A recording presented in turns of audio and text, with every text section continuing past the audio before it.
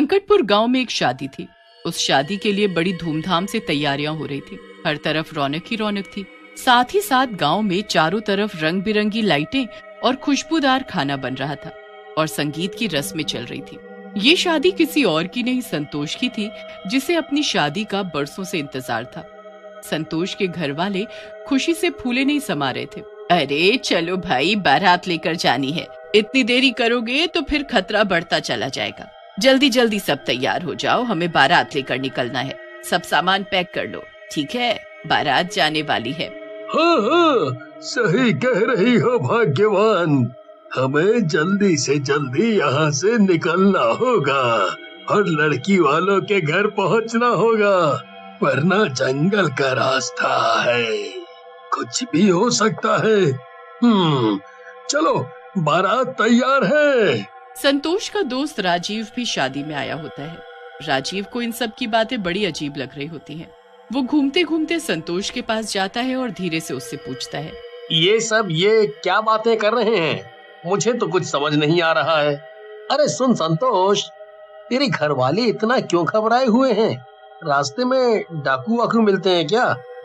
जिसका डर है तो अपने मम्मी पापा को बोल दे, उनके साथ एक सिपाही भी बाराती बनकर जा रहा है, उन्हें डरने की जरूरत नहीं है।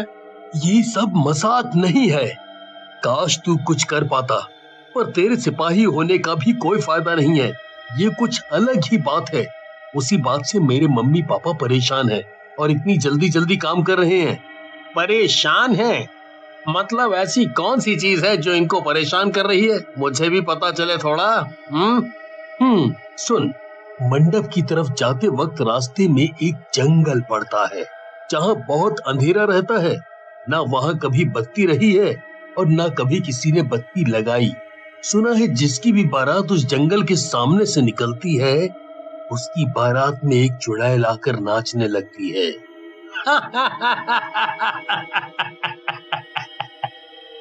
क्या बात कर रहा है तू? हाँ, किसी की शादी में कभी ऐसी बात सुनी है कि उसकी बारात में चुड़ैल आकर नाचने लगे? भाई, मैंने तो नहीं सुना। तुम लोग भी ना किन फालतू चीजों पर विश्वास करते हो। ऐसा कहीं नहीं होता है कि चुड़ैल बारात में आकर नाचने लगे। तुझे जब कुछ पता नहीं है तो हंस भी मत। यहाँ बहुत सारे लोगों के साथ ये हादसा हुआ है। उन्हें पता भी नहीं चलता कि बारात में कब चुड़ैल आकर नाचने लगी और उसने सबको मार डाला। बस यही बात मेरे घर वालों को परेशान कर रही है और कहीं ना कहीं मुझे भी। चल मैं मान गया, तू गुस्सा मत हो। अब देरी नहीं करते हैं और बारात लेकर पिंकी के घर की तरफ चलते हैं। सब तेरा इंतजार कर रहे हैं, जल्दी चल नीचे। संतोष और राजीव नीचे चले जाते हैं और फिर संतोष की बारात निकल जाती है। लोग मजे से नाचते हुए रोड पर जा रहे होते हैं। तभी अचानक उनकी बारात में एक लड़की बढ़ जाती है जो बहुत खूबसूरत होती है। कोई उस पर ध्यान नहीं देता क्योंकि शादी का माहौल होता है, लेकिन वो जिस तरह नाचना शुरू करती है तो राजीव की नजर उस पर पड़ जाती है। अरे संतोष, ये लड़की कौन है जो ऐसे पागलों की तरह तेरी बारात में नाच रही है? तेरे घर पर तो इसको नहीं देखा था, तो ये अचानक कहाँ से आ गई है? मैंने भी कभी नहीं देखा इसको, और ये इस तरह नाच रही है जैसे इसके किसी रिश्तेदार की शादी हो। जाके देख तू, ये कौन है? मैं अभी देख कर आता हूँ। राजीव लोगों को हटाता हुआ उस लड़की के पास पहुँचता है तो देखता है कि वो लड़की वहाँ से जा चुकी है। तभी वो जंगल के उस अंधेरे रास्ते पर आ जाते हैं और संतोष राजीव से कहता है। तभी अचानक बारात में से चीखने की आवाज आती है। संतोष और राजीव दोनों बहुत डर जाते हैं। संतोष सोचता है आखिर शादी तो उसी की है, तो उसको जाकर देखना तो चाहिए ही कि आखिर हो क्या रहा है। क्या वो चुड़ैल आ गई है जिसके बारे में सुबह उसके माता पिता बात कर रहे थे? क्या उसकी वजह से ये हो रहा है? इसी तरह के सैकड़ों सवाल संतोष के जहन में घूम रहे थे। वो दोनों मिलकर बारात में जाते हैं और वहां जाकर देखते हैं कि चारों तरफ खून ही खून फैला हुआ है और लोग मरे पड़े हैं। तभी उन्हें सामने से वो खूबसूरत लड़की आती दिखाई देती है। देख देख, वो लड़की फिर दिखाई दे रही है। इतने सारे लोग मर गए लेकिन ये कैसे बच गई? कहीं यही तो वो चुड़ैल नहीं जो सबकी बारातों में आकर नाचती रहती है? हमें जल्दी से जल्दी छुपना होगा। उसको आता देख राजीव और संतोष झाड़ियों में छुप जाते हैं। वो लड़की अचानक बारात के बीच में आ जाती है और पागलों की तरह नाचने लगती है और फिर जोर जोर से हंसने लगती है। हंसते हंसते वो एक चुड़ैल में बदल जाती है। देखो, मैंने कहा था ना, ये वो ही चुड़ैल है। यही वो चुड़ैल है जो बारात में नाचती है और फिर लोगों को मार डालती है। तो अब हम क्या करें? पूरी बारात के लोगों को तो इसने मार डाला, बस हम दोनों बचे हैं। अभी यहाँ से बचकर कैसे निकलें? कोई ना कोई तो उपाय होगा ही यहाँ से निकलने का। या सुबह होने का इंतजार करें क्या? नहीं, तब तक बहुत देर हो जाएगी। चल, इस चुड़ैल का पीछा करते हैं, देखते हैं कि ये क्या क्या करती है। तू पागल है क्या? हम ऐसा कुछ नहीं करेंगे, और तुझे करना है तो कर, पर मैं तो बिल्कुल नहीं करूंगा। ठीक है, तू मत कर, लेकिन मैं तो करूंगा। मैं जा रहा हूँ उसके पीछे। इतना बोलकर राजीव उस चुड़ैल के पीछे चला जाता है और संतोष वहीं जंगल में बैठकर राजीव का इंतजार करने लगता है। अरे, ये तो कितना सुंदर घर है। क्या वो चुड़ैल यहाँ रहती है? राजीव उस घर में चला जाता है और वहां जाकर देखता है कि वो घर ऐसे सजा हुआ है जैसे उस घर में किसी की शादी हो। ये देख राजीव सोचता है। तभी पीछे से चुड़ैल के हंसने की आवाज आती है। क्या बात है, आज तो मेहमान आए हैं मुझसे मिलने। मजा आने वाला है। कैसा लगा मेरा सजा घर? तुम्हें ये सब करके क्या मिलता है? क्या फायदा होता है तुम्हें दूसरों की शादी बर्बाद करके?